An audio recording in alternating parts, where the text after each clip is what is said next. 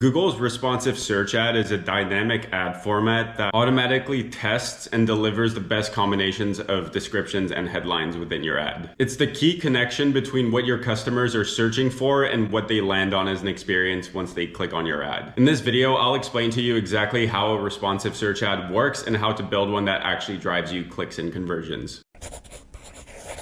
Hey everyone, it's Axel here, and in today's video I'm going to show you how the responsive search ad works and how to build one most effectively to get the most conversions and performance out of your campaigns. So before responsive search ads came into play, Google used to use something called an expanded text ad, which were discontinued in 2022. The main difference is that expanded text ads were static, whereas the new responsive search ads are dynamic. For an expanded text ad, you would essentially just give Google a couple headlines and a couple different descriptions, and Google would just show exactly what you wrote down. Whereas responsive search ads are dynamic, so you're essentially giving Google a bunch more different headlines and descriptions, and automatically Google will test these by combining multiple different variations together, and over time it will start to optimize for the best performing variations. And so this is great because it significantly reduces the amount of work involved in your testing for your ads, and it also provides better results. So that's how it works on a general level. Now we're going to dive in and I'll show you the different components on how to best build a responsive search ad for your campaign and your niche. For this video specifically, I'll be showing an example where I'm running ads to a private theater where we're trying to get bookings in Vancouver with a landing page that looks like this. So the first thing when you're building an ad is Google is going to ask you for a final URL. So this is where the traffic ends up if they click on your ad. So right now I'm using this as my final URL, meaning that all of my traffic is going to end up on this page right here. I can't stress this enough. The final URL that you're using is super important. What you are bringing your traffic to has to be very relevant to what you are showing as an ad and what you are targeting as a keyword. Otherwise, people are just going to bounce off the page and not convert. The landing page also has to be fast, it has to be convincing, and it has to be easy to use in order to get the best possible results. Next up, you have the display path. And so this is what people see as the URL displayed in your ad before they actually click on the ad. So if I search up Real Room and I see a link like this is not an ad, but let's just assume it was an ad, then your display path would be this link down here. So you can leave this part blank. It is optional to use. However, I recommend that you use it and you fill it in with something that is relevant to your landing page. That way, if someone sees your display path, they know what to expect once they hit the final URL. So in this case right here, we're just trying to get bookings for this private theater. So we're sending them to a page with a display path that says book private event. That way people know that the page that they'll land on will allow them to book a private event at this theater, essentially giving them a heads up on what to expect on the landing page. And two different tips here when using this as well. Number one, don't use capital letters. So notice here how I don't use any. So I would not want to have, for example, a capital B here in book. I would want to leave this as lowercase, and that's because URLs in general are all lowercase, so this will just make it look more like a real URL if you don't use capital letters. The second thing I have to say is do not use spaces. So here I have private event, which is 2 words. I would not want to do this because that looks like a URL is broken. Instead, URLs, instead of having a space in them, generally speaking, they have a dash instead. So instead of having a space here,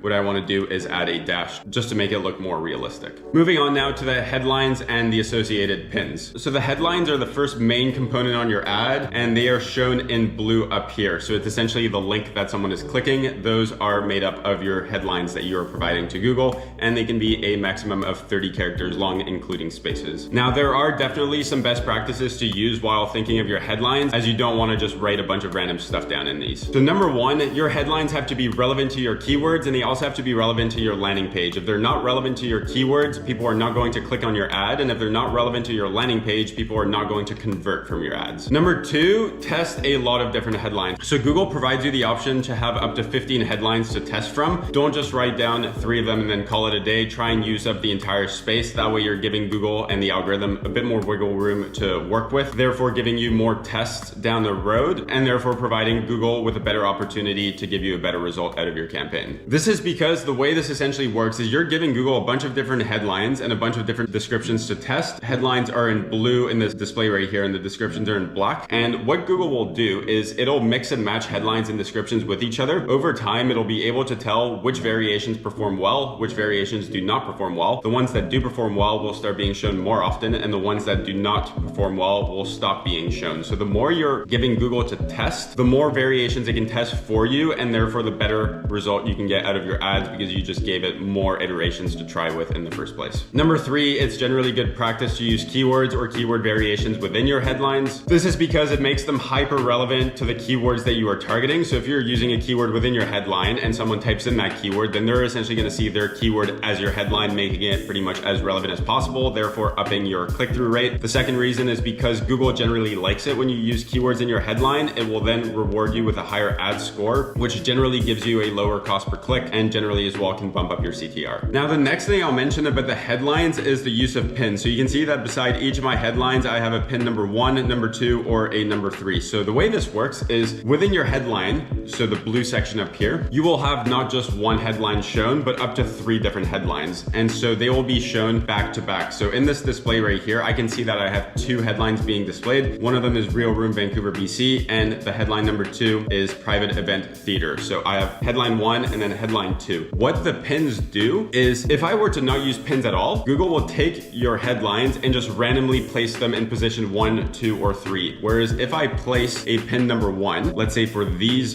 4 options up here, then I'm essentially telling Google at this point, you can rotate between any of these headlines, but they always have to be in position number 1. Same thing goes for these ones down here. These would always be positioned as a number 2 headline, and then down here as a number 3 headline. That way, if I were to have 3 headlines in a row, it always start with one of these 4, followed by one of these 4, and then followed by one of these 4. Now, this is super powerful and very important to use because if you don't use this, what can happen often is that similar headlines can just show up back to back and convey the same information, which is not really what you want. For example, here, I'm testing a few different headlines, which are similar to each other. So I have Real Room Private Theater and Real Room Private Party Venue. I want these both as number 1 because if I don't, if this shows up as my headline number 1 and then this shows up as my headline number 2, I'm essentially using 2 different headlines, which mean pretty much the exact same thing. And I'm kind of wasting my ad space at that point. So what I'm doing here is I'm using them as a pin number 1. That way one or the other shows up, but not both because they're too similar to each other in my opinion. And so now you might be wondering, what should I be writing down for each type of pin? Generally speaking, I go by a formula that tends to work well for my ads. And the way I do it is that my pin number 1 is generally used for descriptive or branded headlines. So as you can see here in all of my pin 1s, I either have the name of the brand or the name of the company that we're advertising with a general description of what's going on here. So either a private event, the location of where it is, a private party venue, or a private theater. So generally speaking, I like to use this as a descriptive headline and try to blend in the brand name as well. Pin number 2, I usually use as a value proposition headline. So this headline is used to explain why you're better than your competitors. Essentially, do you have free shipping? Do you have a discount code right now? And what makes you different and differentiates you from the others? So as an example here, I can see that my value proposition headlines are down here. So I have one saying unique venue booking, film and food experiences, sports viewing, private parties, and customize your corporate party. So this is where I'm kind of using these headlines to convey a bit of extra information, giving the prospect more of a reason to click on my ad because I'm showcasing why our private theater is better and different than their competitors in Vancouver. And then we have pin number 3 headline. The pin number 3 should be your call to action headline. So a call to action can be anything like sign up, get your free quote, book now, shop now, anything of the sort. It is the headline that you're using to tell your prospect to take the actual action that you're trying to get them to take in the first place. Right here, we're trying to get people to book this private theater. So you can see that I have a couple different call to action headlines. I have a book now one, a reserve your event today, and contact for custom events. So all of these are essentially trying to tell someone to book a reservation for this private theater. I'm just saying it in a different way, and I'm saying it in a different way. That way Google can test different variations of this similar call to action. So if you set this up correctly, what you'll end up is you'll have Google testing 3 different types of headlines. You'll have a descriptive or branded headline followed by value proposition, followed by a call to action headline, which will be essentially mix and matched within each other within those sub headlines. And from there, you should end up with a powerful ad that conveys a lot of information about what you do, why you're better than your competitors, and also a clear call to action that is telling your prospect to take the action that you want them to take. Moving on now to the descriptions. So the descriptions work in the exact same way as the headlines do with a few key differences. Number 1 is the descriptions are in black at the bottom right here. Number 2 is they can be 90 characters long, including spaces. You can also only have 4 of them testing at once as opposed to 15, and only 2 descriptions will be shown at once at a maximum, not 3. And so generally speaking, the best practices for this part is to test all 4 options at once, make them hyper relevant to your keyword and your landing page, and try to include keywords within your descriptions as well. You will also notice that I'm using pins for these. So how should you approach the pins within this description? I usually see 2 different options to do this. The first way is to use no pins at all and to make all 4 of your descriptions slightly different from each other, where each description has a bit of a description, a brand name, followed by a value proposition and a call to action. You can usually fit all of that within 90 characters, unlike a headline. So try and do that for each description and do it 4 times, but have a different variation for each one. The second way is by actually using the pins, and you only have 2 options. You have pin number 1 and pin number 2. You don't have a pin number 3 like the headlines in this case. What I generally like to do is I like to have 2 descriptions which are pin number 1 and 2 descriptions which are pin number 2, where my pin number 1 will be a descriptive description with a brand name, and then my pin number 2 will be my value proposition followed by my call to action. So it's a similar formula to the headlines I use. You just have a bit more characters to use and add a bit more information to your ad. So that's it for the descriptions. Before we move on, if you like this video so far, make sure to give this video a like and a subscribe below. That way you're updated on all my newest videos to come. Moving on now, the next thing I'm going to talk about is something called the ad strength. So far in this video, if you followed all of my advice, you should have now a pretty powerful ad that you can run in your campaigns. But before you click save and continue on your ad, it's important that you check out this part up here. So this is essentially where Google is giving you an ad strength score with recommendations on the side. And generally speaking, the more of the recommendations that you apply from Google, the higher the ad strength score will be. There's 4 different levels to this. Your ad strength can either be on poor, average, good, or excellent. So as a rule, try to make it at least good or excellent in my opinion. This used to not matter. I used to run a bunch of ads that were on poor or average and they would perform super well, whereas in recent years, Google has paid more attention to this section right here. And generally speaking, what happens is if your ad is on a better ad strength score, Google will see your ad as a higher quality ad. It will reward you by showing your ad more times at a lower cost per click. And generally speaking, that will essentially up your CTR and give you more clicks for the amount that you're spending. So because of this, it's usually best practice now to make your ads at least on a good standing. And so you can do this by applying the recommendations that Google gives you. However, this comes with a fair warning. Some of these recommendations are not always that good because they will give you recommendations that are not necessarily relevant to what you're running your traffic to. For example, let's say my ad was on an average standing and I saw that this check mark up here was not there and it prompted me to add more headlines. What I could do is I could click on view ideas here, and it's giving me a few different ideas to test from down here,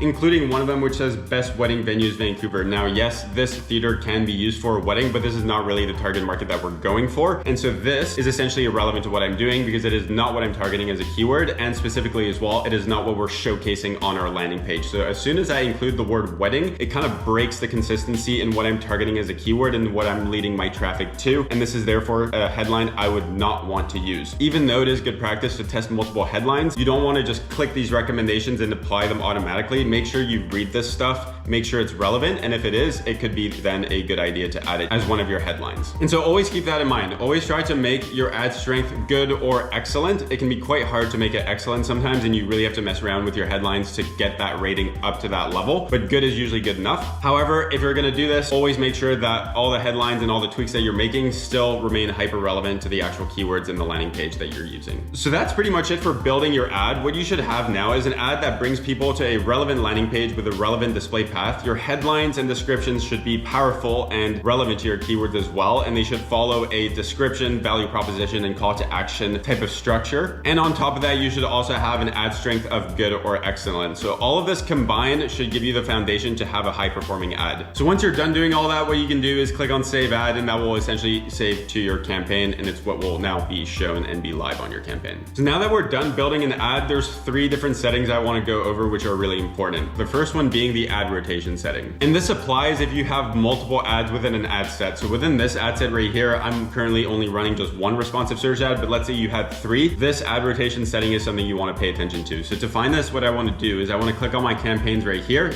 and select the campaign that you are currently editing and where your ads are within. And then from there, click on settings and scroll down. And scroll down until you see ad rotation, and then you will see 2 different options. One of them is optimize, prefer best performing ads, or do not optimize, rotate ads indefinitely. So what this means means is if you click on this option right here, and let's say you have 3 ads, you're essentially telling Google, show each of my 3 ads the same amount of times. Whereas on Optimize, what you're telling Google is essentially like figure out which ads work better and start showing those ones more often. So optimize for the best performing ads. You want to make sure that this setting is always set to optimize. Your campaign will perform a lot better this way. The second thing you want to check is any policy violations. So for this section, I'm going to go back into my ad section. I'm going to scroll down and look at the status. So once you've saved your ad, the status of your ad should say eligible. It will sometimes not do this if you're violating one of Google's policies by using either like a trademark in your headline, a redirect, cloaking, or any weird punctuation in your headline, or generally speaking, just running traffic to a landing page that is not allowed to run ads to by Google standards. If one of these applies, what will happen is you'll generally get a policy violation and your ad will not run until this is resolved. And so if this is the case, what will happen is it'll show up in the status bar and it'll tell you that your ad is not eligible, and it'll also give you a reason why. And so if you're seeing this, what you want to do is you want to hover over this, and then from there you'll generally have 2 options. Number 1 is it'll prompt you to go into your ad and fix the problem that it's telling you to change. So you want to go into your ad, and let's say you have like a weird punctuation symbol, you just want to go into your ad, remove that, click save, refresh, wait a couple minutes, and then from there it should change to eligible. That's the first option. It's to essentially fix